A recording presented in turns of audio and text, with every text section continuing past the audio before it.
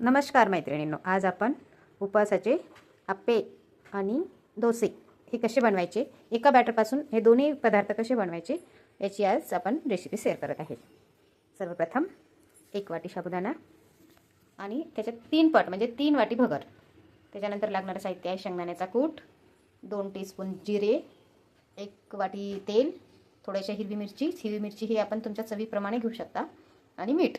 सर्वप्रथम आपल्याला हे भगर आणि साबुदाणा कमीत कमी 5 ते 6 तास भिजत टाकायचं आहे। आपलं हे साबुदाणा आणि भगर आपण जी भिजवलेली होती ती आता किती छान फुललेली आहे। त्याला आता आपल्याला मिक्सरमध्ये मिक्स करून काढायचं आहे।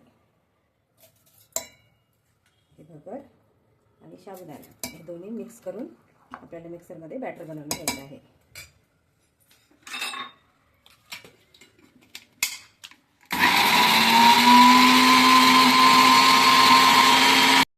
हे पहा, असं बॅटर काढायचं आहे।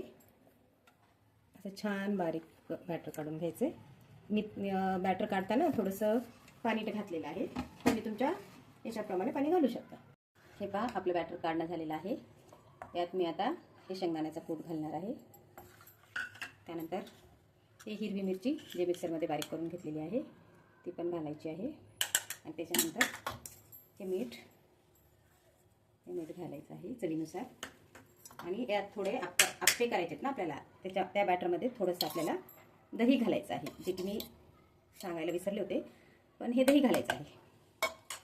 आणि हे असं छानसं बॅटर तयार करून घ्यायचं। आता हे बॅटर आपलं रेडी झालेलं आहे आप्पे आणि डोसे बनवण्यासाठी। आहे ना किती इझी। हे पहा, आपलं बॅटर रेडी आहे। आता आपल्याला आप्पे आणि डोसे मी तुम्हाला दोन्ही बनवून दाखवते, तुम्ही बनवू शकता। त्याच्यात थोडं जिरं घालायचं आणि आता हे आपले आप्पे घालायचे।